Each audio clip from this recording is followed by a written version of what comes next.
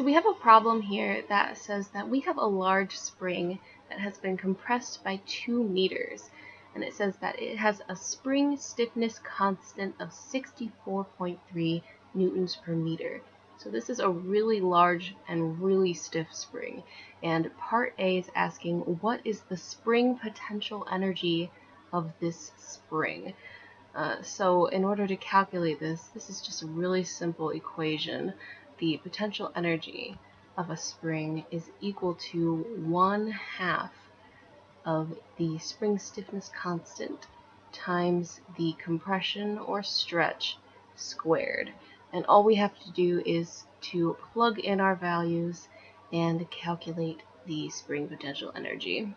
So of course we have 1/2, and then we multiply that by 64.3 newtons per meter, and multiplied by 2 squared, which is just 4.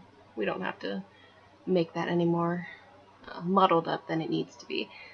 So all we have to do is plug this into our calculator, and what we end up with is a spring potential energy of 128.6 joules. So that's a really simple equation to remember.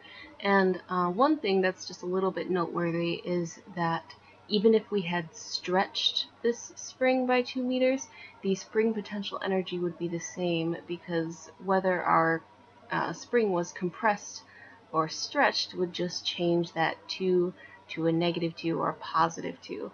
And either way, it's getting squared. So we're going to end up with this value regardless.